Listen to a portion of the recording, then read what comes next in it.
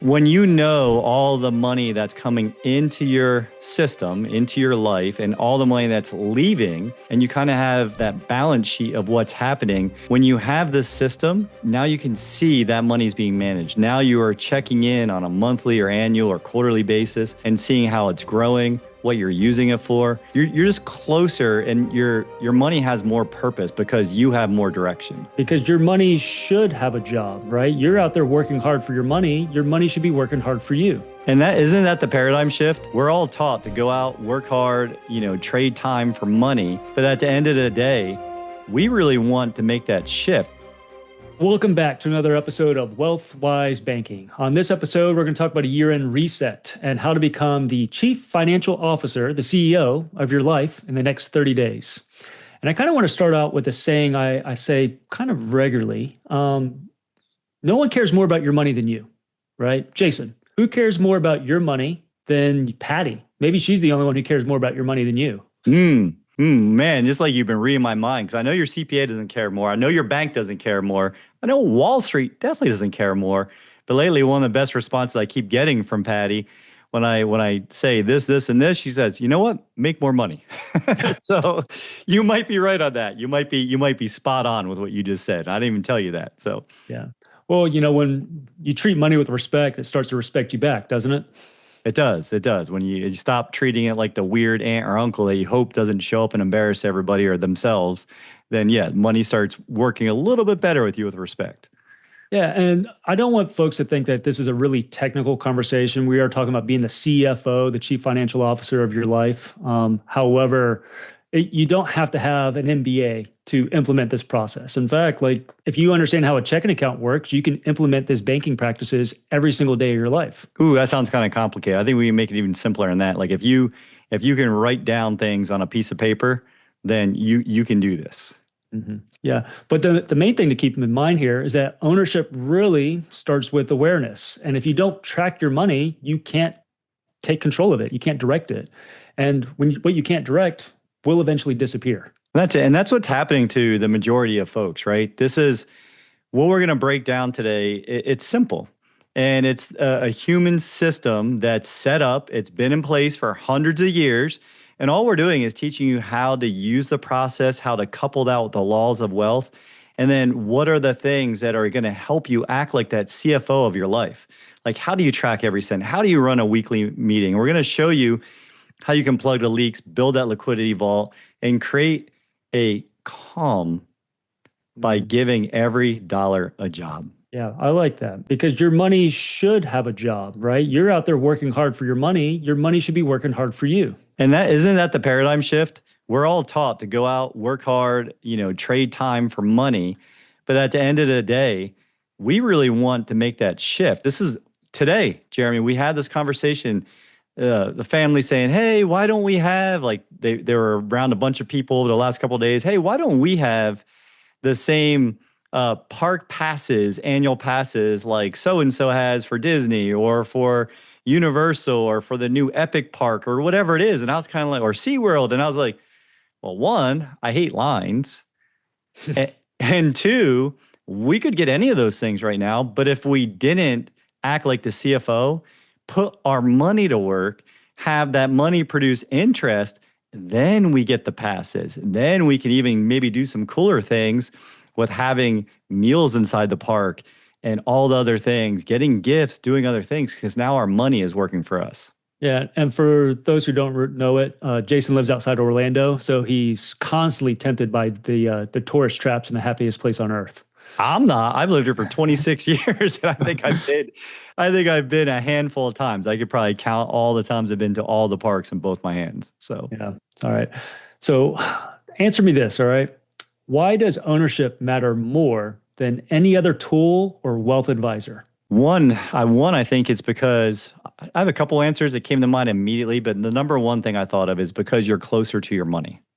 Explain that. When you know all the money that's coming in, into your system, into your life, and all the money that's leaving, and you kind of have that balance sheet of what's happening, when you have this system, now you can see that money's being managed. Now you are checking in on a monthly or annual or quarterly basis and seeing how it's growing, what you're using it for. You're just closer, and your money has more purpose because you have more direction. Hmm. Yeah, I like that. So basically, you stop drifting and start directing. You're really becoming Mm. the CFO of your finances. Yeah, and who doesn't want to be a CFO, right? I never even dreamed of being a CFO. Now I'm a CFO of 4 banking systems, soon to be 5. Hmm. And that's something like we talked to people. I was around a family this week that has 47 family banking. Holy Just smokes. right. Well, I mean, they're, one of those big, big, big families with like 11 siblings and all the things. But yeah, could you imagine not having a CFO or not taking time to manage that, to make it meaningful, to make it manageable, to build that family vault so it's, the money's compounding while you can still use it? Again, no one cares more about your money than you, except maybe your spouse. That's it. That is it. And I know I just heard mine coming in through the garage. So, and when we're going through this, what's one decision that you've made recently? And, for some of you, this might be cringeworthy, but what's one decision that you've made recently with your money that you wish you could redo? Yeah, that's a good reflection point. And you don't have to answer it straight away, but probably if you had something that came up like immediately to mind when Jason asked that, if you could redo something recently, a money decision, ask how often that sort of pattern or that behavior repeats in your life. And because nothing's going to change unless you're aware of it, right? That's being conscious, self-aware, whatever you want to call it. And if that hurt a little bit, good. Good. I'm okay with that stinging a little bit in the moment. Or here's another question, Jeremy, I like to ask all the time. When you paid the extra money towards that credit card debt, or when you bought that thing that you didn't really need and you didn't really want it, you just, thought it was kind of cool because the marketing was so good. Will you ever make money on that money again? Oh, opportunity cost, right? Yes. Hmm. Will you ever make, and that's how I started. I mean, that question, Jeremy, has changed my life. Will I ever make money on this money again? A big tax bill that hit us, I mean, I guess I could have known about it, but I wasn't expecting to have a giant payroll tax 2 years ago for what we pay ourselves. And I was like, oh my God, I can't stroke a check for 40 grand and just give it to Uncle Sam. I'll never make money on this money again. And Uncle Sam's going to have a good time. Talk about such a powerful use, though, of this banking system, like to literally just have it sit there to pay yourself first for the taxes and to recapture all the taxes you'll ever pay because you ran that funnel through your banking system first. And that wasn't even our topic today, right? But that's those moments when you ask yourself that question when you're the CFO of your life and you say, will I ever make money on this again? Mhm. If the answer is no, what's the next question? Well, how could I? Yeah, it's the how question really leads to a lot of creativity. It's like we can't afford this. The question should be how can we afford it? And part of that starts with your habits, your money habits, and that does start with tracking. And some people think that tracking can be restrictive, but it's not about restriction. It's truly about awareness. And you can use any tool that you want for tracking. It could be a spreadsheet, it can be an app, it can be a notebook. It's actually the win and the consistent wins that you have and you build up over time. I think it was maybe episode 37, Jason, where we talk about a couple tips you can use to automate this process of tracking. And yeah, I believe it. That was, I don't know what episode we're even in today, Jeremy. So I don't know why you're asking me those kind of questions. But with that, it is, yes, we do definitely talk about this previously. I think you are correct with episode 37. And we talk about how you can automate this, how you can make this process really easy. And then to make it even more powerful is you're going to start having a rhythm around when are you checking, when are you measuring and monitoring so you can manage it, right? So Yeah. you can manage that. Yeah. Talk a little bit about what you and Patty do around managing your money, that rhythm that you have that you built in. It started with, and Patty talks about it all the time, it started with me just saying, hey, we're going to have a money meeting. We gave it a name. It used to be called something else, a little goofier, but we're just going to talk about how we feel about money. And we started that on December 12th or 22nd of 2022. And we have it every Tuesday. It is the most important meeting of our life. Like we Why? literally sit Why is that the down most important meeting? because it's changed our marriage. It has completely changed the energy and the rhythm of our marriage and what's possible. It started off being awful, man. Like it was not fun. I've talked about it in other episodes. It was not a fun experience to sit down and, really hold your partner accountable. Like, hey, how do you feel about money? Yeah, it doesn't have to be a hard conversation though. If you're just talking about, hey, what came in, what went out, what was worth it, what wasn't, what changes. We asked you earlier, what's one money habit or one money splurge that you did over the last month that you wish you could take back? It's just identifying those things. And I think once you start becoming aware, you can start directing again and giving guidance and direction to your capital. And thank you for bringing it back to make it practical. I was getting a little emotional with it. I'm just saying, don't expect it to be perfect. I think that was my kind of my message was. Don't expect it to be perfect. It's not gonna be. Like, either one of you probably has some money traumas. Maybe both of you do. Maybe they're different traumas. And over time, the conversation and making it safe and making it fun and just what went in, what went out, what's aligned with our big vision. What is our big vision? That's really the power of that meeting. And now we've even taken Jeremy to where now we're having quarterly where I'll block out the whole day. And last time we did this, it was actually 2.5 days that we sat down and we measured and monitored everything on the business side, on the personal side. What do we want in the future? Where are we going 5 years from now, 10 years from now? What's that going to cost? It becomes a really fun exercise when you start managing what it is and what it's for. Yeah, I think the what it's for part could really be beneficial. And if you don't have a partner who really wants to have this conversation, tie it into something they do want. Is it a vacation? Well, how? Let's get into it. We can't afford a vacation. Let's talk about how we can afford a vacation. Let's make it fun and enjoyable. So that way we actually do have an end goal in mind. I love that. And if you're able to, you want to put it on the calendar, because if it's not on the calendar, you're not going to be able to control it. Like, show me your calendar and I'll show you what your focus is. Mm-hmm. Have you heard that before, Jeremy? Yeah, I have heard that. Yeah, it's true. What is measured matters, and your calendar is a reflection of what your priorities are. And for anybody listening to this, the reason we want to build a banking system that we control, be the CFO of your life, to measure, to monitor, to know what's coming in, going out, to follow the laws of wealth, is because you want to build a life that you are excited about.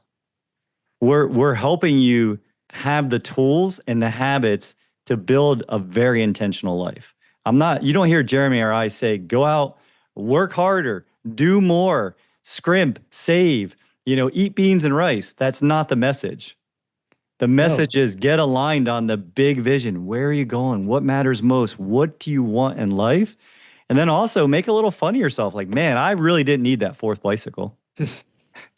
Yeah, for me, it would probably be the 2 shots of pumpkin spice latte for this holiday season. You can have that. I think that's okay. But to your point, the small leaks can sink big ships. Yeah, they do. Some of those are in subscriptions, delivery fees, memberships, right? What's that membership that you signed up for that you said you were going to use, but you never did? Here's a good one, Jeremy. So, we have multiple, streaming channels or subscriptions, and we downgraded all of them. So now you have to watch commercials. Well, one of my nephews, who's only 5 years old, did not know about commercials. I know we're getting off topic here, but no, we're not at all. We're talking about the memberships. Yeah. We're talking about the price that we're paying for these different services. No, commercials to me are the opportunity for a bathroom break or to go grab snacks. Like, I need the commercial. Well, I don't, because then Patty's poking me in the belly and going, "You don't need that snack." You're not actually playing Santa this year. Yeah. You don't need that. But I thought it was the funniest thing in the world. He's like, "What is this? What's happening?" During his cartoon, Spider-Man, all of a sudden, he had that. But you know what? It saved Patty and I like $72 a month between the 3 or 4 different things, downgrading them all to have commercials. Yeah. And if you're going to be the CFO of your life, just start with a 7-day audit. Like, look at where these leaks are happening. Is there a $50 a month leak that you could cancel today and reroute into your banking system, right? A system that's going to continue to pay you time and again. And I want you to kind of really need to think about the compounding over time by rerouting that capital into your system. And then you think about the opportunity cost that Jason was alluding to earlier. $50 a month compounded over time can literally be thousands of dollars to pay for a vacation or your two pump spice pumpkin lattes and subscription fees and all these other things? Like which one actually produces more memories? That's what I want to think about. What are the memories that you're able to build by having control of your capital? Ooh, I like that. You're building the memories in over time. The amount that you're putting into your system, it matters. So if you can shut down a $50 a month leak, a $70 a month leak, a $5 a month leak, like 50 bucks times 12 is $600, right? 60 times 12, 720 bucks. Right there is over $1,200, right? That you can put back into your system, Jeremy. Mm-hmm. Yeah, and it's powerful. You do that one, two, three times, compound that over time, literally your whole life. And part of this system can start funding your retirement. We've had an episode on that, on how your system, your banking system can help supplement your retirement. But it truly does avalanche. That small snowball can turn into an avalanche of wealth over time. And now we talked about the weird aunt, the weird uncle, and the reason that you want to treat money the way that you want to be treated. Mm-hmm. And it's a relationship. And when you ignore it, guess what? It's going to leave. When you respect it, when you nurture it, when you give it attention, guess what happens? It grows. So Jeremy, let's talk about how we can respect money in practical terms. I just go right back to the beginning of it. Just give it a job, right? We want to protect it, we want to grow it, and we want to give it purpose. And when your money has a job, you actually have kind of a calm and confidence about your finances because you know that that dollar has direction at that point. Oh, a dollar with direction. Now that should be a t-shirt. Give your dollar a direction. That's going to create that calm and that confidence in your family. Because all of a sudden, when you're sleeping, guess what? Your money doesn't need to sleep. It gets to keep on working for you. And that's what it's doing inside the policy. So it's even better, Jeremy, when the money is growing in the policy and it's making you a spread somewhere else. Yeah, absolutely. And I think that liquidity is peace of mind. And that's what you have inside of these policies. You have absolute, unequivocal first line to your money, to your capital. Liquidity is peace of mind. So if you do get stuck, life happens, you actually have options. And that gets back to that calm and that clarity about your money. And what happens when becoming your own banker fits into this, or where does becoming your own banker fit into this? Well, we started off with just tracking the leaks. We did a 7-day audit, right? And then once you identify where a couple of those leaks are at, you can start plugging them. And then you can funnel that surplus back into your personal banking system and build that liquidity, that vault, right? Then once it's in the banking system, it starts compounding over time, while at the same point remaining accessible for when life happens or big opportunities or memories being made, right? Again, your dollars have direction. And the guardrails on this is, your money is growing tax deferred once it's in the policy. It is the policy loans are tax free. It's not an investment, it's a cash flow system. It's how you're able to take your money and give it at least 3 jobs, right? You're saving it while you're spending the same dollar, and it's protecting your family, and it's doing so much more than that. It's the peace of mind it brings. It is treating your money with respect. It is running as much as you're able to through your own system. And over time, you're going to want to expand your system, because once you switch from seeing this as a cost and you start seeing it as what's the word for it? It's not an opportunity. As you start seeing it as a blessing, you start seeing it as a privilege. It goes from being a cost to being a privilege at some point. Mm-hmm. Yeah. I mean, just think about it, our listeners out there. If you were to be hit with a $3,000 surprise today or tomorrow, we've got the holiday season coming up. If you were to be hit with an unexpected capital event, would it create stress in your life, or would you be calm about it? What would change if you had all the cash on hand to cover that unexpected expense, that surprise? Yeah, so a $3,000 hit. What if it's a $30,000 opportunity? What if it's a $300,000 opportunity, right? At some point, like Warren Buffett's been stacking cash like crazy. Was it $384 billion? Why? Because he understands that change is coming and an opportunity he feels is going to be there. Mm-hmm. So when the opportunity comes, he's going to feel really calm, if not super excited. So whether it's 3,000, 30,000, 300,000, 3 million, it's the same thing. Are you prepared, or are you being reactive? Yeah. And again, you start small and you start stacking that over time, and that creates that momentum, that creates the rhythm, that creates really the peace of mind, the liquidity for to either cover unexpected expenses or, to Jason's point, massive opportunities. And you know, Jeremy, that there's anyone who's listening, we believe in not only taking radical ownership, but taking action. So Jeremy's mentioned it a few times. Get that 7-day leak audit. That means you're tracking everything coming in and going out, and then you're going to start labeling it. Is this high value or low value? Is this aligned? Is this something that has to be postponed? And set that money meeting. Set it today. Set it in this moment. Set it and put it on your calendar. It doesn't even matter if your partner doesn't know yet. Get it done. And now you're tracking every cent coming in. You're doing it daily. You're building that 1 month buffer to schedule everything or to review everything that's happening. And then you want to schedule a call with one of us.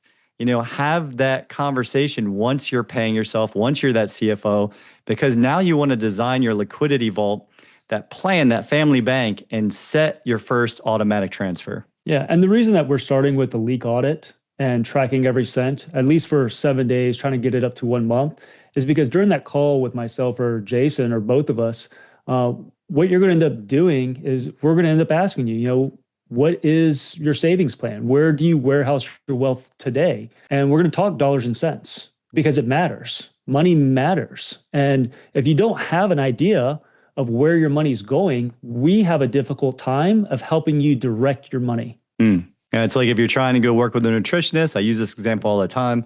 You go work with a nutritionist and they're like, well, when do you eat? I don't know. I eat. How often do you eat? How much do you drink? How many calories? Like if you don't write it everything down, if you don't have awareness around it, you can't manage it. And so that's where you have to start. And that's why Jeremy's saying, when you do know these things, well, we might see some of the leaks. We might see that you're putting this money in all these other buckets or you're overpaying on things where you never earn money on the money again. And that's not that's not the only message here is, hey, let's shut down the leaks. It's really to take ownership, to be that CFO, to start respecting your money in a different way, to start looking at it as a tool for everything that you do want. Yeah. So I'm going to encourage you guys, book a strategy session with Jason or Jeremy once you've done your leak audit, once you understand where your dollars are going. And if you just want to keep it like on a pen and paper and write it down on a weekly basis, track it for a month, whatever, send it to us. Send it to us before your call, before your strategy session. So then it begs the question, how do I book a strategy call? Well, go to wealthwisebanking.com. If you go to wealthwisebanking.com, you'll find my calendar and Jason's calendar. That's it. So, Jeremy, another awesome session. Everyone listening, thank you for your time, for your attention, for your trust. And you already know you're already in banking. You're just not the banker yet. Book that call and we will see you soon. Come in prepared and let's change your life. Take care. Bye. Thanks for joining us on WealthWise Banking. If today's episode inspired you, please subscribe, leave a review, and give us a like. It's a simple way to help others discover these empowering strategies and join our community. Together, we're building a network of people who believe financial freedom is within everyone's reach. Remember, financial independence is about making every dollar work for you, one step at a time. Until next time, stay inspired, stay in control, and keep building your legacy the wise way.